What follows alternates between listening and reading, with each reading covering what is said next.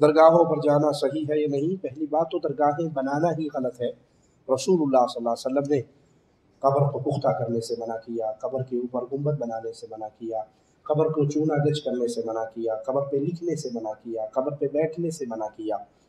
تو یہ اگر اسلامی اسٹیٹ ہوگی تو جتنی درگاہیں، جتنے دربار بنے ہوئے ہیں ان کو توڑ دیا جائے گا، جیسے امام محمد بن عبد الوہاب رحمۃ اللہ علیہ نے اس سعودی عرب کی دھرتی پہ ان بنے ہوئے درباروں کو توڑ دیا تھا۔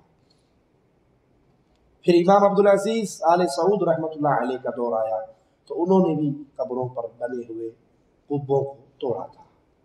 اسلامی اسٹیٹ جب بھی آئے گی وہ یہ قدم اٹھائے گی، اور یہ امام محمد بن الوہاب رحمہ اللہ کا عمل اور امام عبدالعزیز آل سعود رحمہ اللہ کا عمل رسول اللہ صلی اللہ علیہ وسلم کی سنت کے عین مطابق ہے۔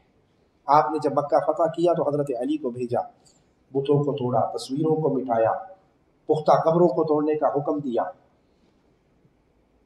قبرستان جانے کی اجازت ہے، عام قبرستان، جہاں جانے سے آپ کو اپنی موت یاد آئے۔ حدیث کے لفظ ہیں، جاؤ قبروں کی زیارت کرو کہ اس کی زیارت سے تمہیں اپنی موت یاد آئے گی۔ درگاہوں پر جا کے موت یاد آتی ہے؟ وہاں تو دنیا جہان کا گند بلا ہے، وہاں تو فساد ہے، شرک ہے، رنگینیے ہیں، خوبصورتیاں ہیں، لائٹنگ ہے، خوشبوئیں ہیں، ون سونیے ہیں، بے پرد بے حیا عورتیں ہیں، قوالیاں ہیں، ڈانس ہے، دھمال ہے۔ وہاں کس کو موت یاد آئے گی؟